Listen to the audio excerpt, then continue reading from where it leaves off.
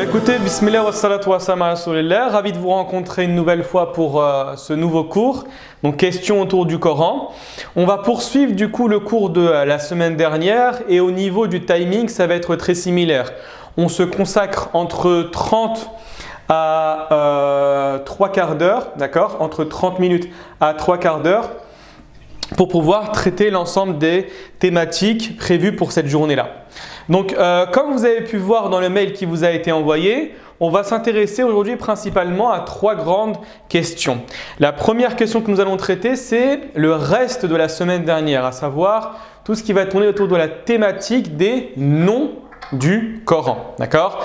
Quels sont les différents attributs, quels sont les différents noms que Dieu a donnés à son livre. Et donc du coup, on va également traiter la question, on devait en parler la semaine dernière, de la préservation du Coran. D'accord ? Et quand on dit préservation du Coran, c'est une question assez sensible. Pourquoi je dis sensible ? Parce qu'aujourd'hui, la question de la fiabilité du Coran, de son authenticité est remise en question. Remise en question par certains groupes orientalistes qui veulent essayer de faire douter les musulmans de l'authenticité de leur livre-là. Donc on va essayer de traiter cette question-là. Aujourd'hui, on va seulement survoler la question.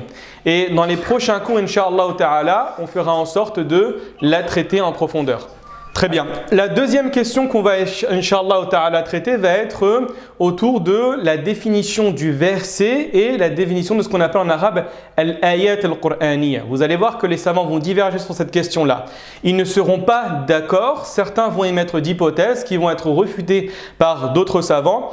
On va essayer d'exposer l'ensemble des avis sur la question et présenter l'avis qui nous semble le plus cohérent avec ce qu'on connaît de la tradition prophétique et des spécialistes de la question de l'explication du Coran. Donc sans plus tarder, on va revenir à où on s'était arrêté la semaine dernière. Une notion à connaître, une notion à garder comme un principe de base, un postulat qui ne peut être ébranlé, le fait que le prophète alayhi salatu wa salam a transmis l'ensemble du texte coranique. Tous les versets, du premier au dernier, ont été transmis par le prophète alayhi salatu wa salam. Dieu en a attesté dans son livre, où il dit « Al-yawma akmaltu lakum dinakum » Aujourd'hui, j'ai parachevé pour vous votre religion. D'accord ? Et vous avez également un verset dans la sourate 69 où Dieu parle du prophète alayhi salatu wa salam, en disant que si ce dernier avait changé les paroles de Dieu, si ce dernier avait modifié ce que le divin voulait, Dieu aurait pris le prophète alayhi salatu wa salam par la main droite et il aurait fait en sorte qu'il goûte à la mort. Dans le sens, puisque le prophète alayhi salatu wa salam n'a pas connu cette fin tragique, c'est une affirmation par l'opposé qui te dit que le prophète alayhi salatu wa salam a bien transmis l'ensemble du message coranique. D'accord ? Donc ça, c'est important à saisir. Deuxième élément, ce qu'il faut savoir, c'est qu'à la mort du prophète alayhi salatu wa salam, l'ensemble des personnes, l'ensemble des compagnons qui ont reçu le message l'ont également transmis et dans la totalité. Et ça, c'est une discipline qu'on enseigne dans les sciences du Coran, une question extrêmement précise où on va s'intéresser à la recension du Coran. Comment le Coran a été reçu par le prophète alayhi salatu wa salam et par la suite comment le prophète alayhi salatu wa salam a demandé à ses compagnons de le transmettre à l'ensemble de l'humanité. Donc cette question, bien évidemment, nous allons la traiter par la suite. Vous gardez en tête seulement en guise d'introduction que le prophète alayhi salatu wa salam a reçu l'ensemble du Coran, qu'il l'a transmis, que les compagnons qui sont venus par la suite ont transmis également l'ensemble du Coran. Mais vous allez voir que la transmission va être à 2 niveaux. Une transmission qui va être orale et une transmission qui sera écrite. Et c'est une question qu'on va aborder très rapidement quand on va parler de la préservation du texte coranique. Et c'est ce qu'on voit tout de suite, Inch'Allah Ta'ala. Donc ce qu'il faut savoir, c'est que les savants mentionnent les différentes manières dont le Coran a été protégé. Et ils sont tous unanimes sur le fait de dire qu'il y a 2 manières que l'on va mentionner pour parler de la préservation du Coran. La première, c'est une préservation dans les poitrines. Quand je dis préservation dans les poitrines, c'est-à-dire une préservation liée à l'apprentissage par cœur du texte coranique. Vous avez effectivement certains compagnons, on va traiter pour information cette question plus en détail la prochaine fois, Inch'Allah, qui maîtrisaient le texte coranique dans sa totalité, comme Ali ibn Abi Talib, d'accord, comme Zayd ibn Thabit, comme Ubay ibn Ka'b, qui maîtrisaient soit une écrasante majorité du Coran, soit la totalité du verset coranique. Ces compagnons par la suite ont transmis ce Coran qu'ils ont appris directement de la bouche du prophète alayhi salatu wassalam à leurs enfants, à leurs étudiants, aux nouvelles personnes qui ont adopté l'islam comme religion. Donc vous allez voir que tout d'abord, la nation musulmane, la première préservation du texte coranique s'est faite à travers l'apprentissage par cœur du texte. Je pense vous l'avoir déjà dit, c'est que à l'époque, les Arabes considéraient que l'écriture était un défaut. Si tu apprenais à lire, si tu apprenais à écrire, c'est que ta mémoire était défaillante. Et donc pour prouver que ma mémoire était juste, que ma langue était éloquente, il fallait nécessairement se détacher de la lecture, se détacher de l'écriture pour tout miser sur la mémorisation. D'accord ? Donc c'est l'une des raisons que l'on trouvait extrêmement peu de personnes qui savaient lire, extrêmement peu de personnes qui savaient écrire à l'époque du prophète alayhi salatu wassalam. Et vous avez bien évidemment une protection écrite, une préservation écrite. Et là on le trouve clairement dans la vie du prophète alayhi salatu wassalam.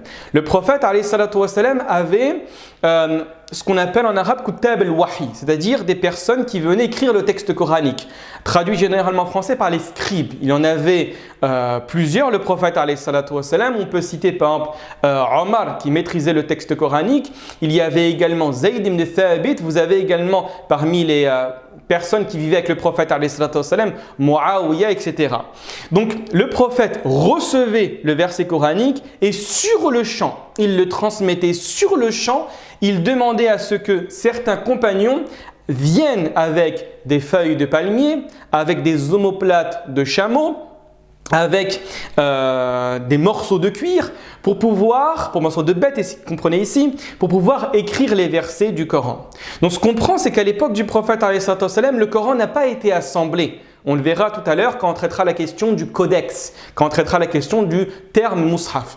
À l'époque du prophète alayhi salatu wassalam, le Coran était divisé, il n'était pas rassemblé. Les gens le maîtrisaient par cœur, beaucoup de compagnons connaissaient énormément de sourates, mais il n'a jamais été rassemblé dans un livre de manière totale, de manière générale. C'est une notion à saisir pour pouvoir comprendre quelle est la posture de Omar par la suite avec Abu Bakr dès lors qu'il y aura ce qu'on appelle Hurub al-Ridda, c'est-à-dire les guerres d'apostasie où un grand nombre de musulmans qui connaissaient le Coran par cœur ou qui le connaissaient en grande quantité vont trouver la mort principalement avec la guerre de l'Yamama contre Musaylamatul Kadhab. Très bien. Donc ça, c'est important à saisir. Ces deux questions, comme je l'ai dit, on les traitera beaucoup plus en profondeur dans les cours, Inch'Allah, à venir. Également, ce qu'il faut savoir, c'est que c'est un pilier central dans la foi du musulman. Aucune personne sur terre, aucun être humain, aucune organisation, aucune entité n'aura la capacité de modifier le texte coranique. Personne ne pourra le faire. Le seul être qui aura le pouvoir de réaliser cela, c'est Dieu à la fin du monde, dès qu'il décidera d'élever le Coran. Et là, vous avez effectivement différents textes. Le premier texte est un texte extrêmement clair, ce qu'on appelle en arabe « qat'i ad-dilala », c'est-à-dire qu'il ne laisse aucune marge interprétative quant à la compréhension de ce texte-là. Dieu dans le Coran, dans la sourate numéro 15, sourate Al-Hijr. Donc du coup, vous avez un texte coranique qui est extrêmement clair. Au début de la sourate numéro 15, où Dieu dit « En vérité, c'est nous qui avons fait descendre le Coran et c'est nous qui en sommes gardiens. » Littéralement en Coran, en langue arabe, Dieu dit « Inna nahnu nazzalna dhikra wa inna lahu lahafidhun » Et ici, comprenez que le « nous » ne fait pas référence aux anges, il fait référence à Dieu. Et ce qu'on appelle en arabe « nun al-azama ». D'accord ? Nahnu al-azama, littéralement le nous de majesté. Quand une personne importante prend la parole, vous avez la possibilité d'utiliser non pas le pronom personnel je, mais le pronom personnel nous. D'accord ? Et donc Dieu dit, c'est lui qui révèle le Coran et c'est lui qui s'en charge. Contrairement aux livres précédents, vous prenez le cas de la Torah, vous prenez le cas des évangiles, vous prenez le cas des feuillets d'Abraham. Tous ces livres-là ont été mis à la charge des nations précédentes, des communautés de croyants précédentes. Et tous ces livres-là, à l'unanimité des savants, vont vous dire que la modification, l'altération, le changement a eu lieu sur ces livres-là. Et donc, pour pouvoir préserver le message religieux dans un contexte où il n'y aura plus aucun prophète, Dieu a décidé de se porter garant, de garder la charge de la préservation du Coran. Donc personne sur terre aura la capacité de le modifier.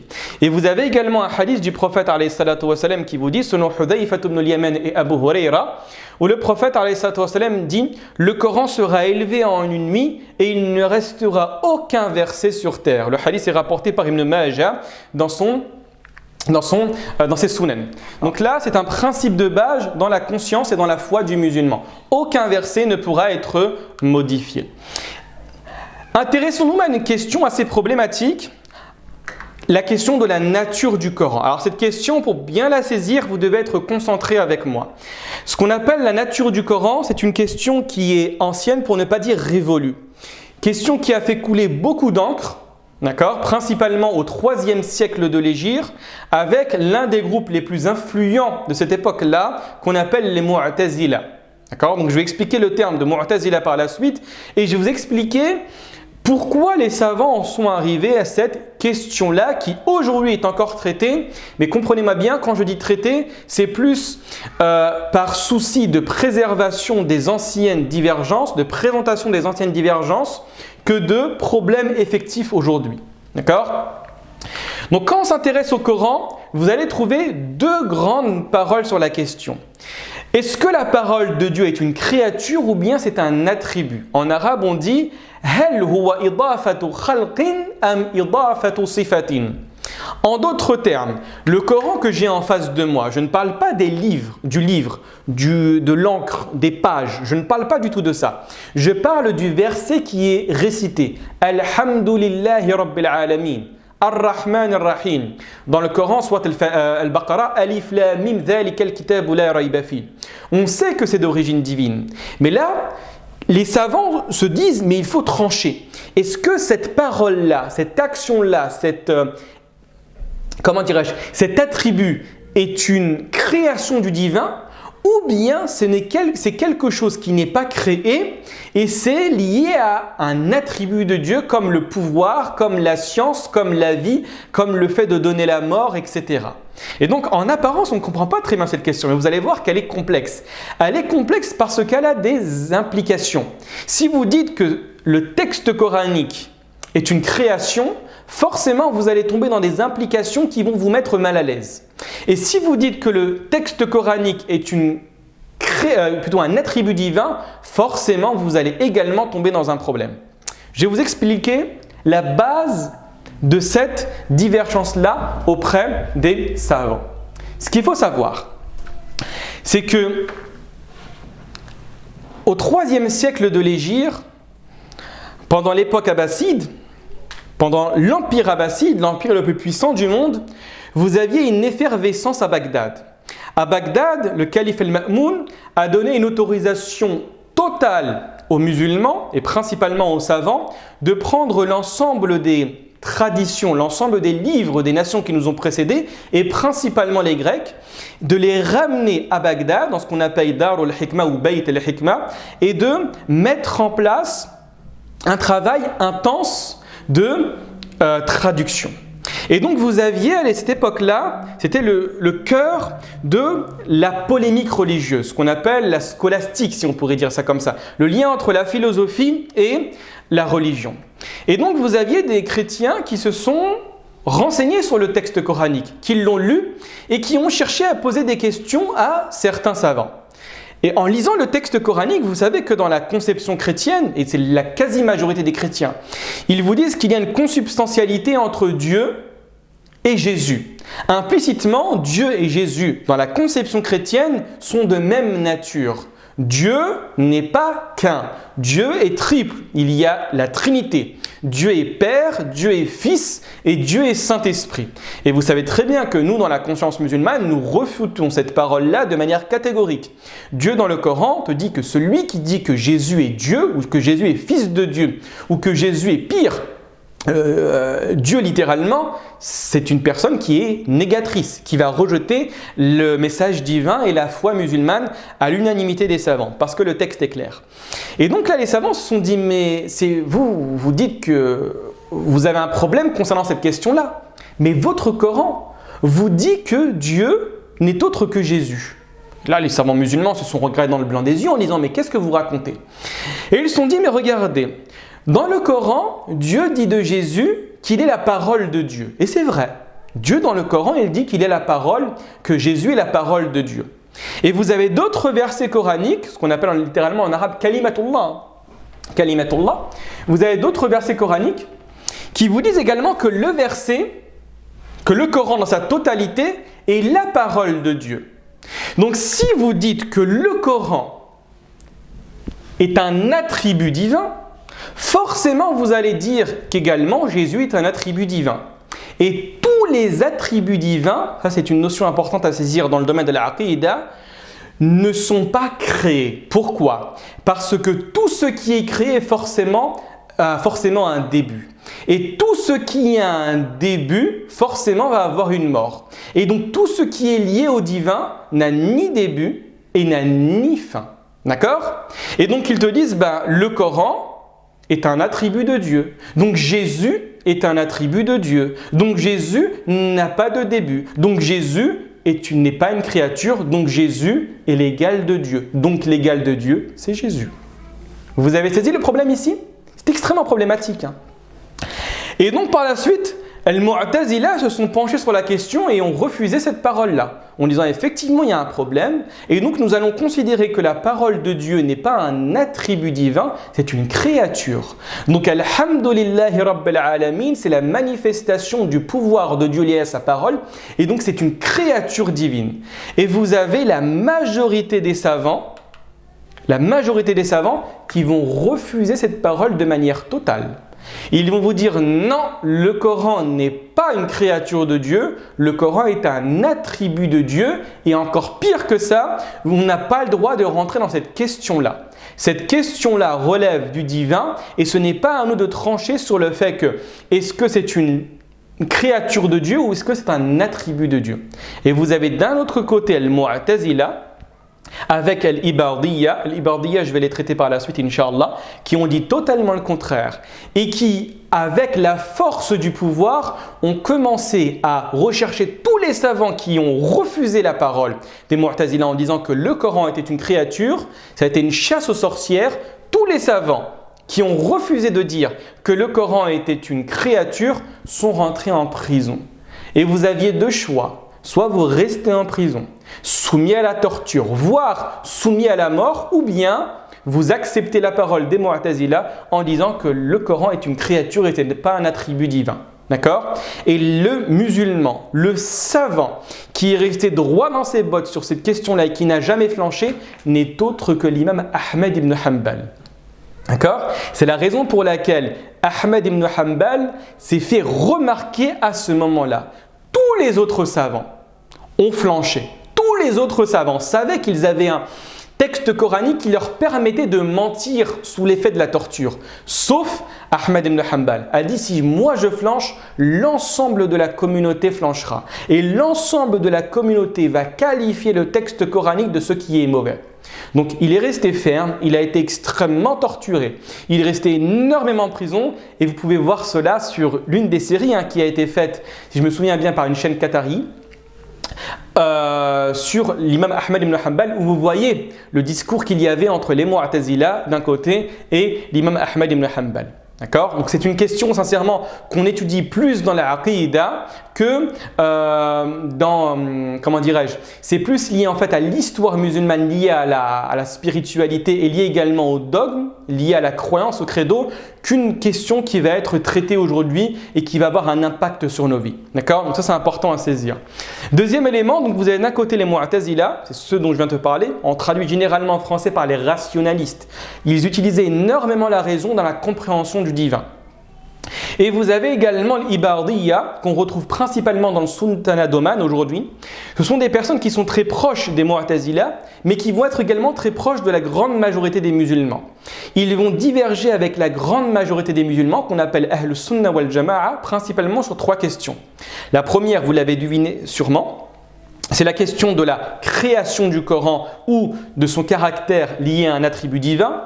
Le deuxième point de divergence avec l'Ibardiyya et la majorité des savants va se trouver sur le fait que ces derniers disent que personne, ni sur terre, ni dans l'enfer, ni dans le paradis, pourra voir Dieu. D'accord? Eux, ils refutent l'ensemble des hadiths et l'interprétation de l'ensemble des versets qui nous font comprendre que Dieu sera vu le jour de la résurrection.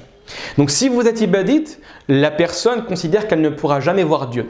Le troisième point de divergence avec la majorité des musulmans, eux, ils partent du principe à considérer que toute personne qui entre en enfer ne sortira plus jamais de l'enfer. Même si vous avez été musulman, même si vous avez fait l'attestation de foi, même si vous avez fait la prière, mais vous avez constamment dans votre vie fait énormément de mal et vous avez goûté à l'enfer, vous ne sortirez plus jamais de l'enfer. Et ce point est extrêmement problématique. Pourquoi ? Parce qu'il met en suspens un nombre incalculable de versets et de traditions prophétiques qui vous disent le contraire. D'accord? Donc, ce sont les grands points de divergence entre l'Ibardiyya et la majorité des savants. Très bien. Continuons maintenant avec une troisième question. Est-ce qu'une partie du Coran est nommée Coran? Ça, c'est une question importante. Est-ce que je peux citer par exemple Qul huwallahu ahad comme Coran?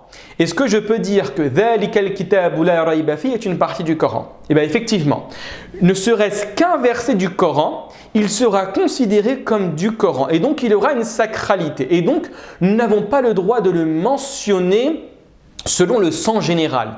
Contrairement au hadith du prophète alayhi salatu wassalam.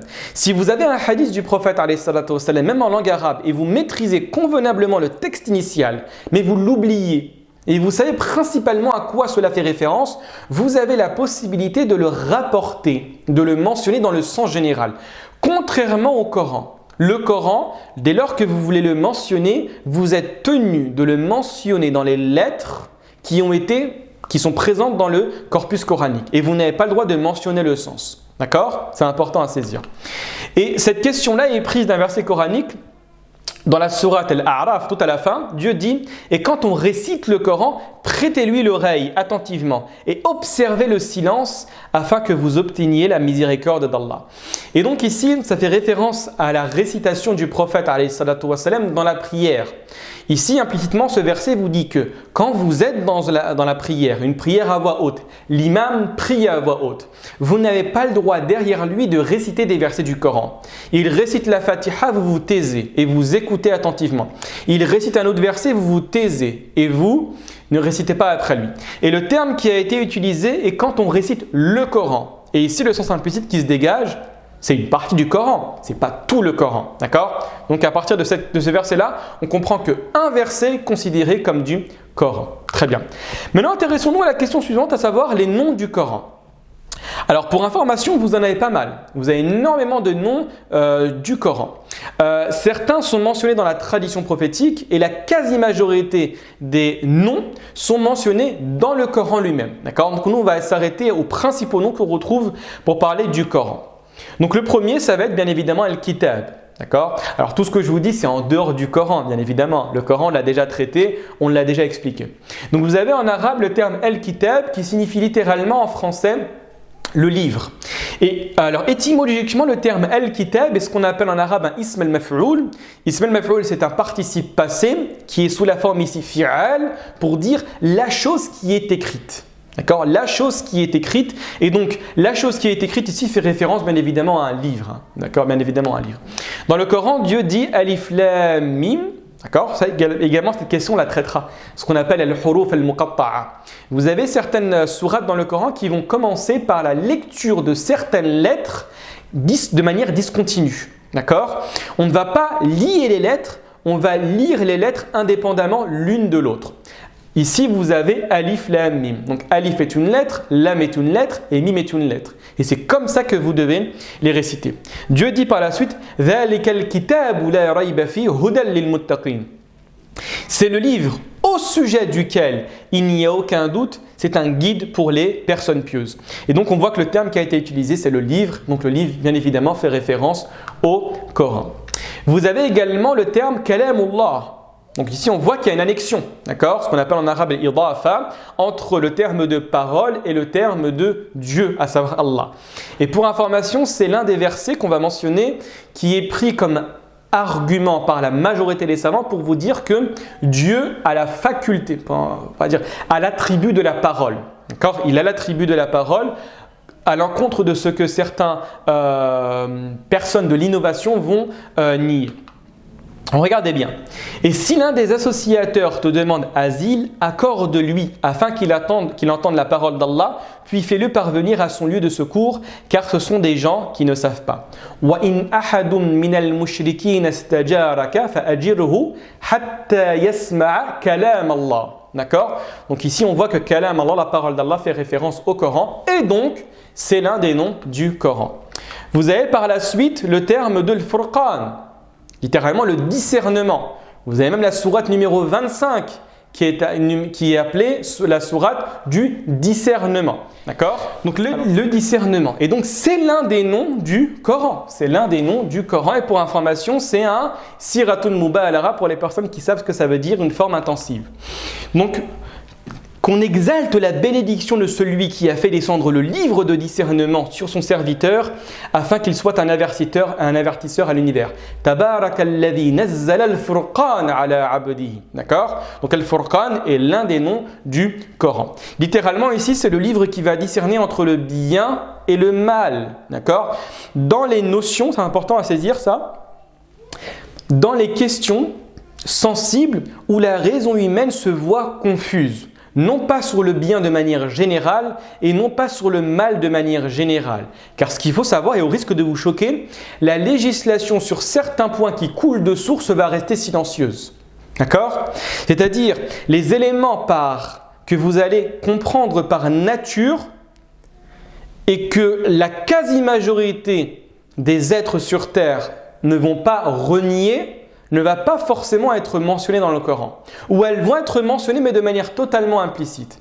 Ce qui est mentionné à outrance, ici comprenez dans le bon sens du terme, de manière abondante dans le Coran, c'est les questions sur lesquelles la polémique, la dispute va s'installer auprès des gens.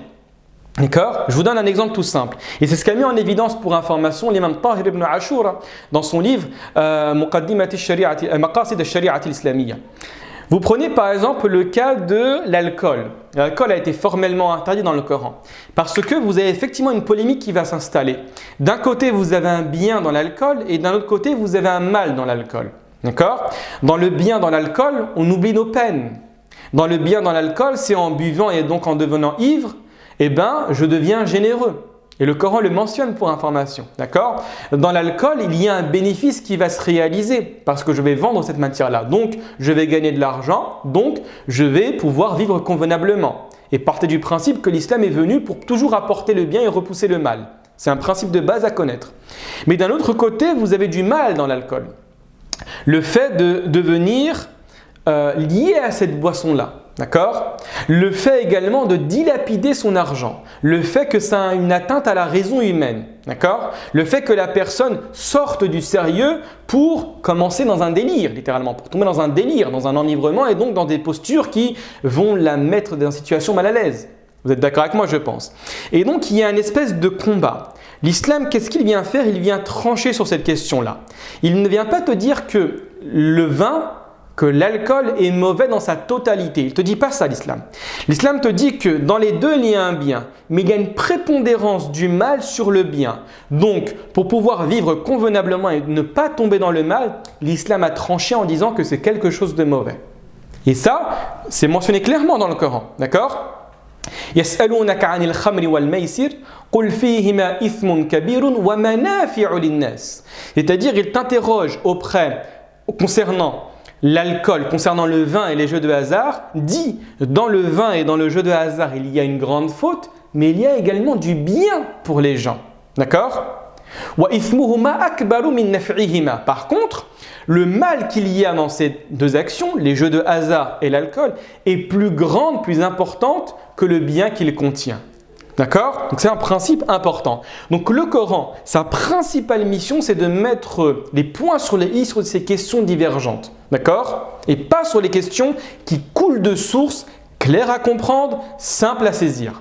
D'accord? C'est important à saisir. Également, parmi les noms du Coran, vous avez dhikr, le rappel. Regardez qu'est-ce que Dieu dit dans le Coran.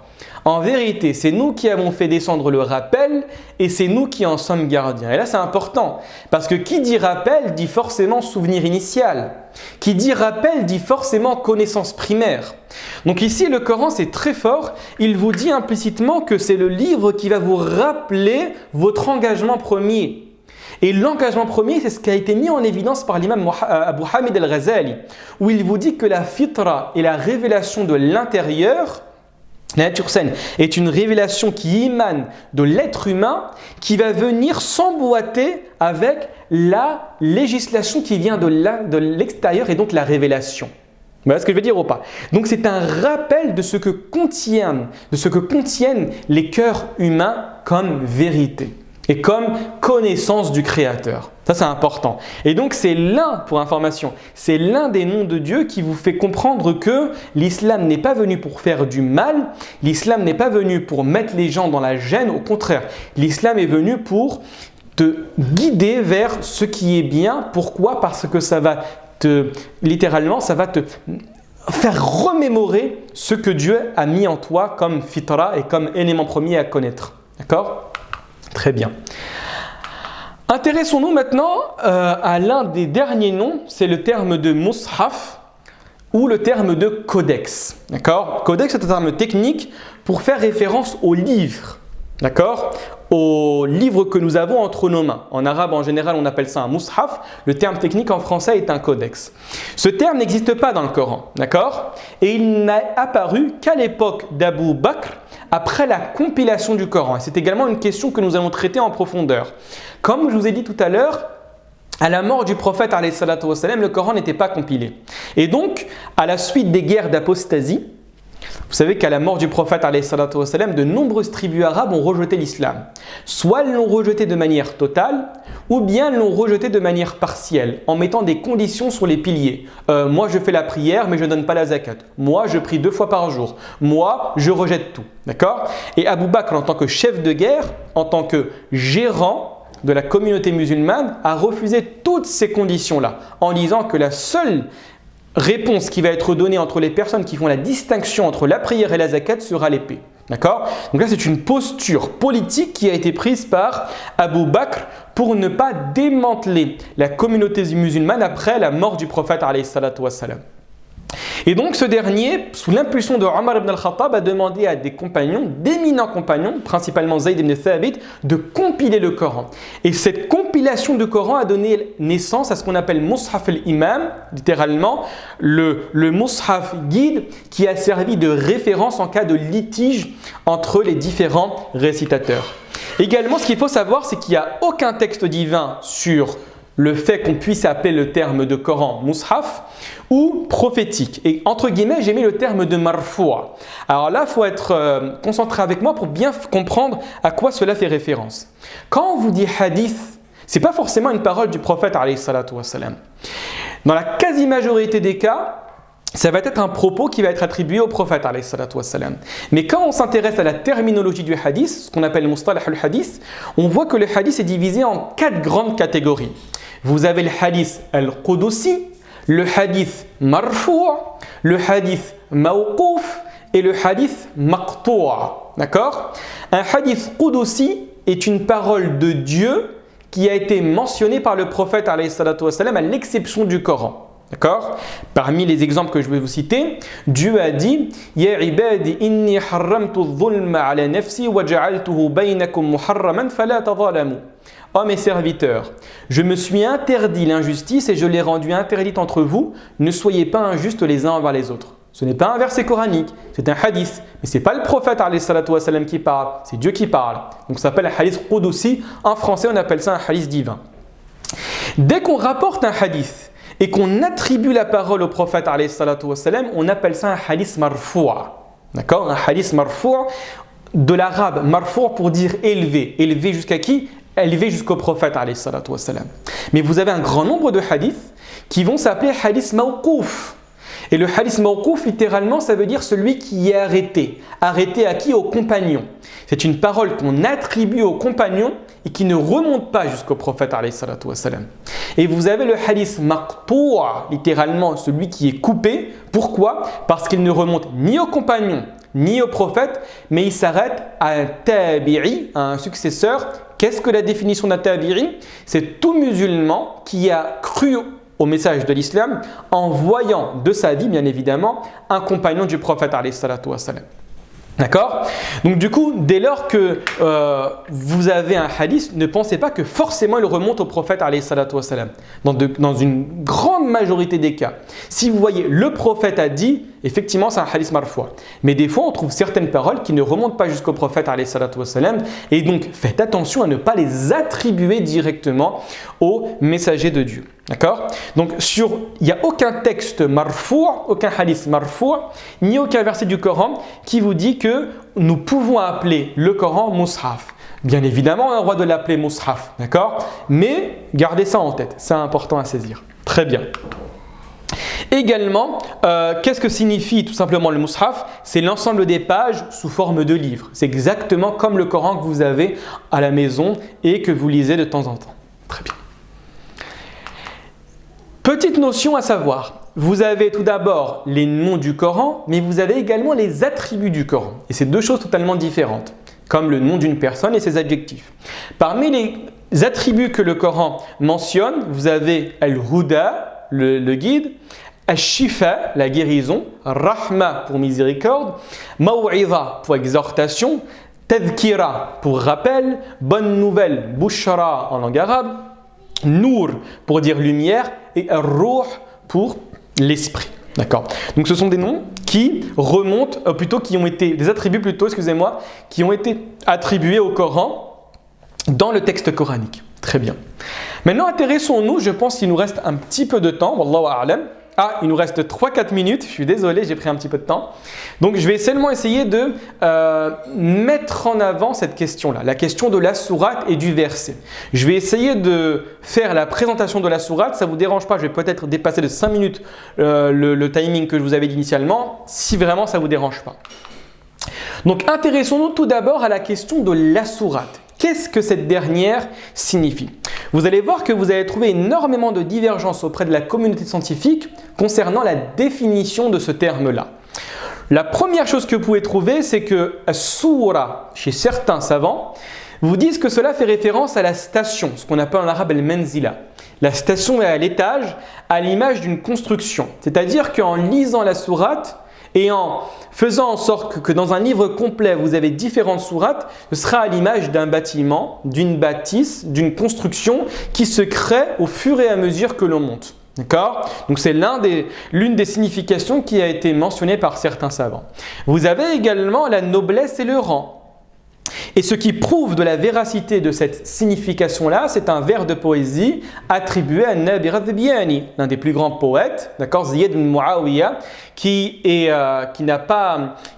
considéré comme les poètes pré-islamiques et l'un des plus grands. Pourquoi? Parce que certains critiques littéraires considèrent qu'il avait une mu'allaqa. Une mu'allaqa est une poésie extrêmement importante qui a soit été accrochée à l'intérieur de la Kaaba ou soit à cause de sa beauté et à cause de sa diffusion s'est accrochée dans les cœurs de l'ensemble des personnes qui vivaient à l'époque du prophète mais plutôt avant l'apostolat prophétique. C'est la raison pourquoi on l'appelle mu'allaqa, littéralement celle qui est attachée, celle qui est accrochée. Donc An-Nabir al-Dhibyani disait Alam tara anna Allah a'taka suratan Tara kulla mulkin dunaha yatadhabdhabu. Donc en gros littéralement, ne vois-tu pas que Dieu t'a donné une soura? Et ici soura fait référence à une noblesse et un rang. D'accord? Tara kulla mulkin dunaha yatadhabdhabu. Et tu vois toute royauté en dessous de ce rang-là se diffuser, hésiter, balbutier. D'accord? Donc c'est un vers de poésie attribué à Nabira al-Dhibyani. D'accord? La troisième parole ou le troisième avis fait référence au terme de partie du Coran. Et c'est pris en arabe le terme soura. D'accord? À partir du terme soura qui signifie le reste d'une chose. Donc en gros, le Coran, qu'est-ce que c'est? Plutôt la sourate, c'est une partie du Coran. D'accord? Et pour information, le terme de sour, on l'étudie énormément dans les sciences islamiques et principalement dans le chapitre de la purification. Quand on vous dit, est-ce que vous avez le droit de faire les ablutions à partir d'eau restante après qu'un chien, après qu'un chat, après qu'un animal sauvage ait bu à l'intérieur. D'accord? Donc ce qu'on appelle en arabe sour. Ça se trouve beaucoup en droit musulman. Et vous avez personnellement l'avis que je préfère et que je considère comme le plus proche de la vérité, c'est de considérer le terme de sourate comme un rempart et une clôture.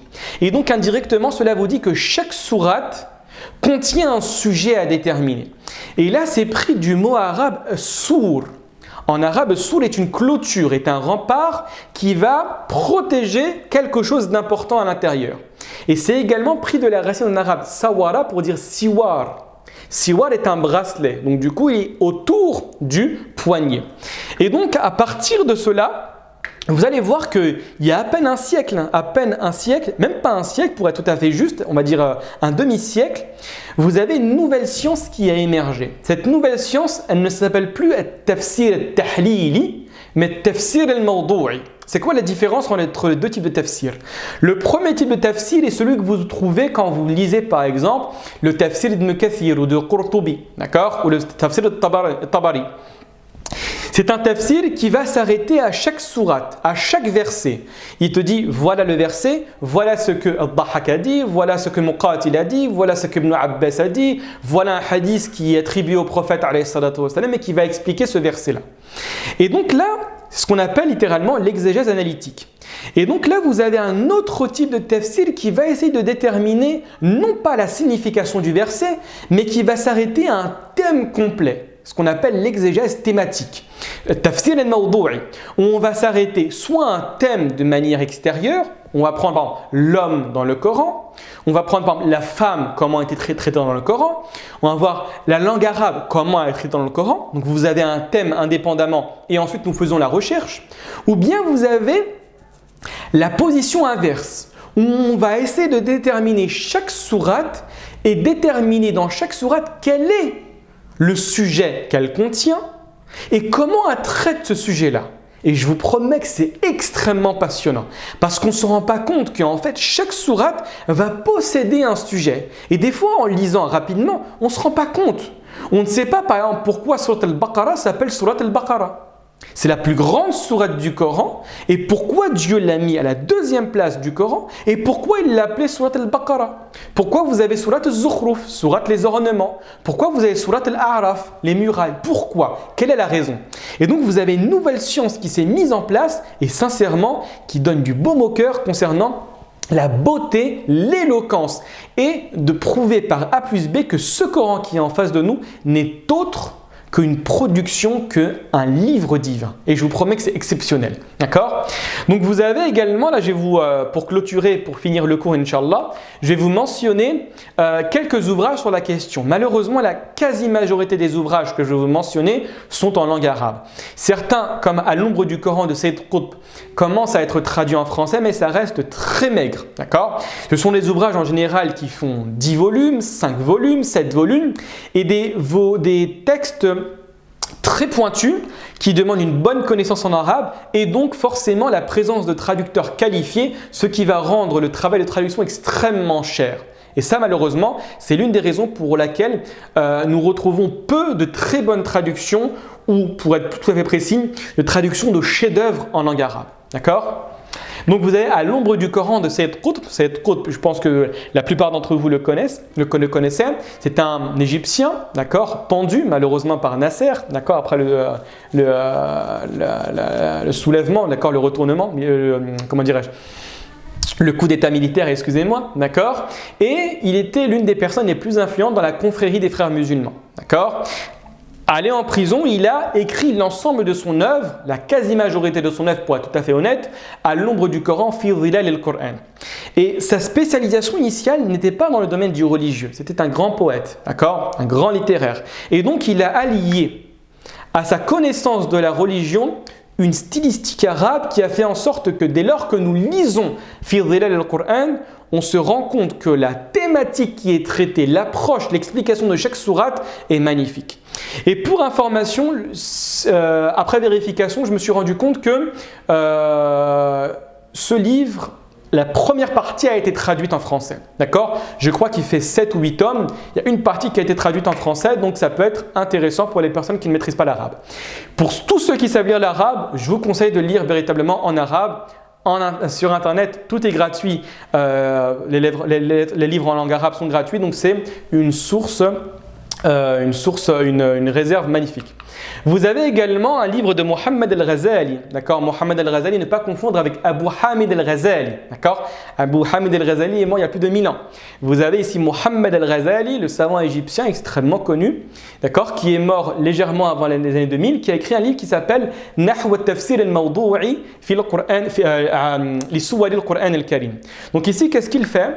Il ne fait pas l'explication totale du Coran. Il prend toutes les sourates du Coran et il essaye d'expliquer quelles sont les thématiques de ces sourates-là. Il prend la Fatiha, il prend sourate Al-Baqarah, sourate Ali Imran, etc. C'est très bien, sachant que dans certains passages, vous allez trouver des divergences. Certains vont être d'accord avec ces positions, d'autres non. Et l'un des livres que j'ai découvert récemment et qui est magnifique sur la question, d'accord, un ouvrage constitué de 10 volumes, c'est At-Tafsir al-Mawdou'i li Suwar al-Qur'an al-Karim. Donc littéralement, c'est l'exégèse thématique des différentes sourates du Coran. Alors, c'est un travail qui a été réalisé en comité de spécialistes sur la question sous l'égide de Dr Mustapha Muslim. C'est un concentré de 10 volumes, d'accord, qui est magnifique dans le sens où il vous met la sourate, il vous dit pourquoi la sourate a été nommée comme cela, d'accord, quelle est la signification générale de la sourate, quel est le lien entre les différents versets, quel est le lien également avec la sourate précédente et la sourate suivante, quelle est la signification des mots qui sont difficiles, qui vous donne une vue d'ensemble sur la signification, sur le sens de cette sourate-là. C'est un travail magnifique, un travail d'orfèvre également qui a été réalisé par ce comité de savants, que Dieu les récompense de la meilleure manière qui soit, Inch'Allah. Donc vous avez quelques exemples que je vais vous mentionner, Inch'Allah, et ensuite on terminera sur cela. Vous prenez par exemple la sourate La Vache et le rôle de l'humain sur terre. Et ça, véritablement, il y a quasi unanimité des savants sur le fait que Surat al-Baqarah parle de ce qu'on appelle en arabe al-istikhlaf, le rôle de l'humain sur terre. Et c'est fort, pourquoi?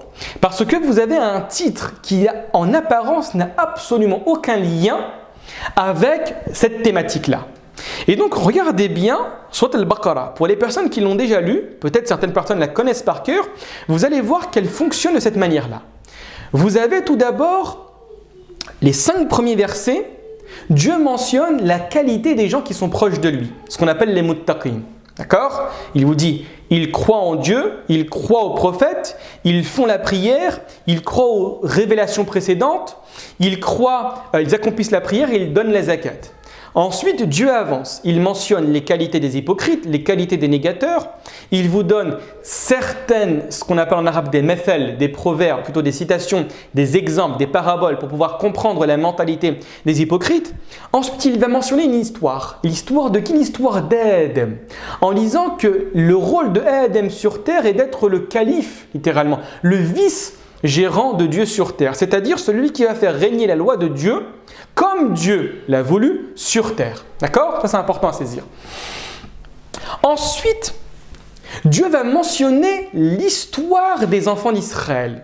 Et principalement, Dieu va mettre l'accent sur la perversité de certains d'entre eux. Dieu ne dit pas l'ensemble des enfants d'Israël. D'accord? Une grande majorité d'entre eux. Comment ils ont fatigué Moïse. Comment ils se sont rebellés contre le divin. Comment ils se sont moqués des signes de Dieu. Comment ils ont tué certains prophètes. Comment ils ont nié des messages extrêmement clairs qui viennent du divin. Ensuite, Dieu mentionne l'histoire de la vache. On va la laisser pour la fin, l'histoire de la vache. Ensuite, qu'est-ce que Dieu fait directement? Il va mentionner le changement de la qibla. D'accord? Initialement, vous savez que pendant 18 mois, pendant le moment où les musulmans devaient prier, ils devaient se diriger vers Bayt el-Maqdis, vers Jérusalem. Et dans cette sourate-là, Dieu dit, maintenant c'est fini Bayt el-Maqdis, vous allez vous diriger vers la Mecque. Et par la suite, Dieu va mentionner énormément de prescriptions qui sont liées à la nation musulmane. La prière, tout ce qui est relatif au divorce, au mariage, au pèlerinage, aux jeunes, pour ensuite finir à la fin avec la qualité des musulmans qui croient véritablement en Dieu. C'est les 2 derniers versets de Sourate Al-Baqarah. Et donc on se rend compte qu'effectivement il y a quelque chose ici qui tourne autour du rôle de l'humain sur terre. Revenons maintenant à 2 choses, à la question de la vache et à la question de changement de la Qibla. Intéressons-nous tout d'abord à la question du changement de la Qibla. C'est quoi le message que Dieu veut nous faire passer à travers ce changement-là? Et pourquoi Dieu, juste avant, a mentionné les enfants d'Israël en disant que, et Dieu le mentionne 2 fois dans cette sourate-là, qu'il a préféré les enfants d'Israël à toutes les communautés précédentes.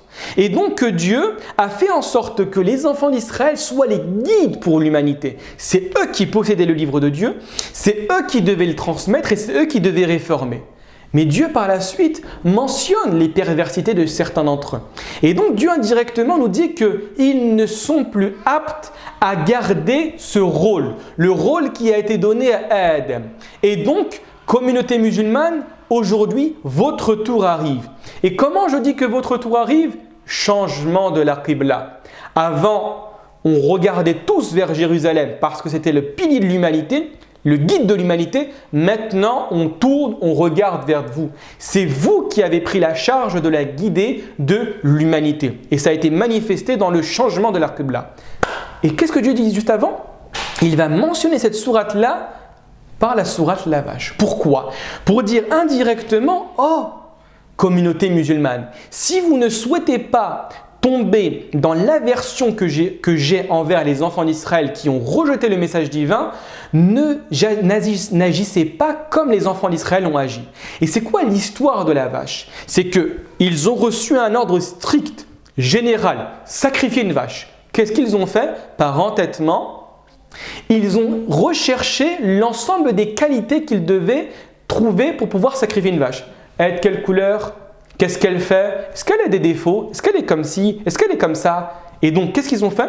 Ils ont rendu la tâche beaucoup plus difficile. Indirectement, qu'est-ce que le divin nous dit? Il dit que si véritablement vous voulez changer la donne, être des guides pour l'humanité, ne vous intéressez pas aux détails. Faites outre des détails, passez sur les détails, intéressez-vous sur les fondements, sur les fondamentaux. D'accord? Donc c'est ça en gros, de manière générale, la question et le sujet de Sourate Al-Baqarah. Rapidement, pour ne pas vous tenir plus longtemps, vous avez également la table servie et le respect des engagements. C'est la sourate numéro 5, magnifique sourate.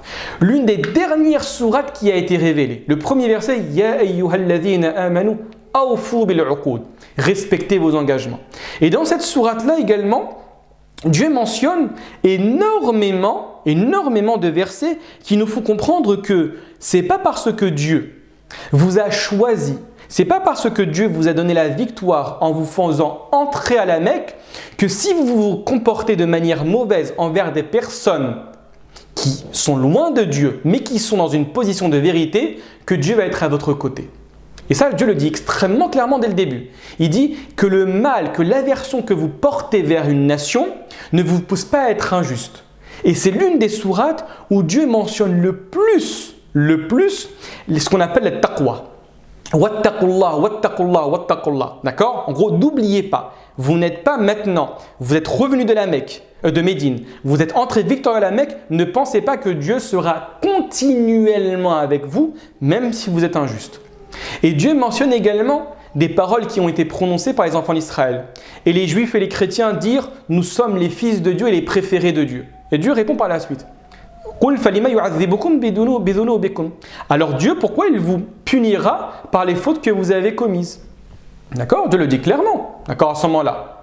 Pour te faire comprendre implicitement qu'attention, tu n'es pas la personne qui a les compétences divines sur terre et donc tu ne peux pas juger une personne. Le seul être qui peut juger est Dieu. Et vous avez quelque chose qui est extrêmement impressionnant dans cette sourate-là. Tout d'un coup, Dieu mentionne cela le fait que vous n'avez pas à prendre les compétences divines, que vous devez respecter les engagements, que vous ne devez pas punir les personnes qui initialement ont fait du mal dès lors qu'ils viennent avec du bien.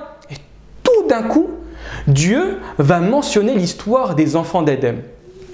Et là, forcément, sincèrement, faites le test à la maison. Prenez la sourate numéro 5, si je me souviens bien, c'est la peut-être 5e ou 6e page. Lisez et tout d'un coup, Dieu dit « Watlu alayhim naba'a bnei Adam bil haqq » et récite-leur l'histoire des deux enfants d'Adam en toute vérité. Et vous connaissez tous l'histoire des enfants d'Adam. Que son frère Habil a tué Qabil, d'accord? Que l'un des frères a tué son autre frère et on vous dit toujours que c'est par jalousie. Mais sincèrement, ça me pose problème. Pourquoi? Parce qu'il n'y a aucun lien dans cette sourate-là avec la jalousie et l'histoire d'Adam et le sujet global de la sourate. Ici, pour information, et c'est un avis, Wallahu alam, que je pense, ce n'est pas celui dont l'offrande n'a pas été acceptée qui a tué son frère. Non, c'est celui dont l'offrande a été acceptée qui a tué son frère. Parce qu'il pensait avoir les compétences divines en se disant, mais quelle est cette personne qui a fait un mal qui est absent, qui est invisible, au point où Dieu refuse son offrande. Et donc, c'est quelqu'un de mauvais. Donc, je vais essayer de chercher quelles sont ses fautes, à l'image du corbeau que Dieu a envoyé par la suite. Et donc, puisque moi, j'ai été sélectionné par le divin, moi, Dieu a fait en sorte qu'il accepte mon offrande. Auprès de Dieu, moi, je suis important. Donc, j'ai la possibilité de tuer cette personne-là. Et il l'a tuée. D'accord? Donc, je pense, wallahu alam, que cette explication-là est plus proche de la vérité. D'accord? Rapidement, pour ne pas rester plus longtemps, vous avez également la sourate Zukhruf, sourate l'ornement, et la stupéfaction face aux apparences de la vie terrestre. Cette sourate-là va rester énormément sur le lien qu'il y a entre la richesse et le pouvoir. D'accord? Sur le fait que si tu considères que tu as tout l'argent sur terre, que tu as du pouvoir sur terre, que, comme disait Pharaon en parlant de Moussa, ô gens d'Égypte, qui est le meilleur à votre avis? Moi, d'accord? À qui les ruisseaux d'Égypte coulent sous mes pieds? Ou bien cette personne qui n'arrive même pas à articuler en parlant de Moussa? D'accord?